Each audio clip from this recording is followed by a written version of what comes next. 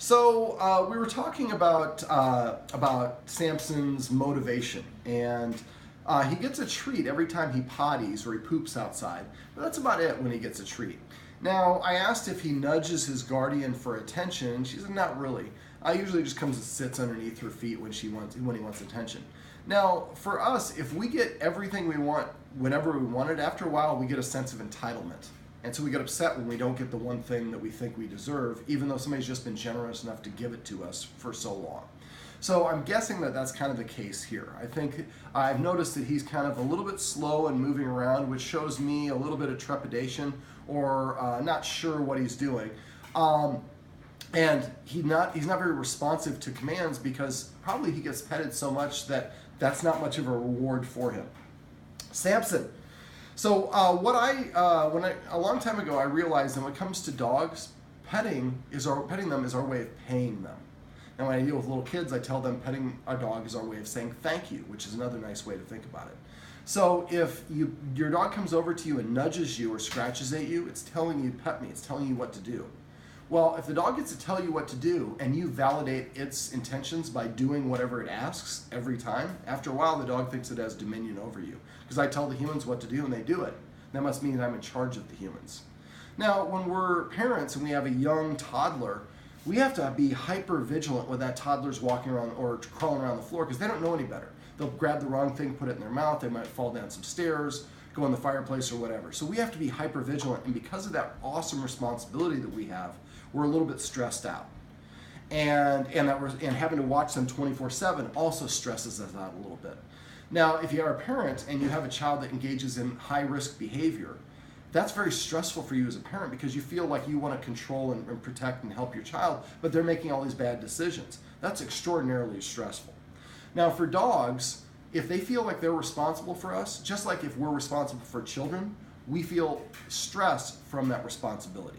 So a lot of dogs, if they tell the humans what to do and the humans do it, that can cause them to be stressed out, which means we're not going to get the best. So when it comes to petting a dog, like I said earlier, I consider petting them our way of paying them. So instead of petting him for no reason whatsoever, I ask the dog to earn it. Now I do that in usually one of three ways. I ask the dog to come to me, to sit down, or to lay down. Now as soon as the dog comes over and sits down next to you, you didn't ask the dog, you're just watching TV, the dog happens to come back and sits next to you, reach over and pet the dog and say the word sit. When he comes over and lays down at your feet, reach over and pet him and say crash or down or whatever your command word is. If you're in the kitchen getting a pour a glass of water, he comes up to you, pet him and say come or here. After a while, he starts to associate, when I come to her, she pets me and I hear the word here. After a while, you can say here and the dog will come faster.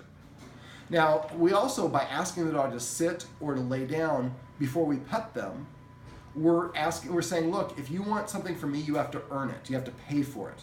And the currency of you earning it is to pay me through obedience. So then the dog has to come up and sit down as its way of paying for your compensation. So what I would do is recommend that you guys all stop petting Samson completely unless Samson does something to earn it. If he's sitting, ask him to lie down. He's sitting here, ask him to come and sit over here. And then as soon as he sits down, pet him under his chin and say the word sit or crash or whatever your word is for down. Now, when a dog is proud about what it's done, its nose is parallel to the ground or up in the air. Probably seen Samson walk around the house with a special toy and he's got his nose in the air. He feels good about himself. Well, just because of how slow and cautious he's moving, it tells me he's kind of almost walking around on eggshells. I don't know if it's just me. We have a construction guy here, so there might be some things that are causing him. This is a little bit different than he normally is, or is he normally kind of soft like that when he's around you guys? Is he? Okay. So then what I would like you to do is when you do pet him, if everything's equal, try to pet him under his chin to facilitate that nose-up orientation. A lot of us like to pet our dog like this, and this creates a head-down orientation, which is what insecure dogs do. So simply just getting in the habit of petting them like this helps them feel better about themselves. Now, if his butt is here and his head is there, you can scratch his butt. But if everything's equal and his head is there, try to scratch him under his chin. So when he comes to you and sits down, or nudges you, or does any of those things, tell him to sit. When he does, pet him and say sit. And then after that, you can pet him for an hour. But I would ask you to refrain from petting your dog for no reason, because it's just getting him the impression that he's entitled to get it. Now, if you get in the habit of doing this, it'll take you about a week or two. But once you do, every time you pet your dog, you're engaging in a mini dog obedience training session and you're doing it without even thinking about it. You're going to pet your dog hundreds of thousands of times over the dog's lifetime. Dogs learn through association. So if every time somebody comes through the door and I'm excited and jump up on the humans, they pet me, well, I'm going to continue to jump up on the humans. That's my way of getting them to pet me. Well, now we're introducing the concept of you do something obedient, what I call a desired behavior, then I get petted. Well, that's going to make the dog more motivated to want to sit down for you, or to come to you, or to lay down, because that gets him paid. If every time you go to a restaurant you find a $100 bill in the lobby, you're probably going to eat there a lot.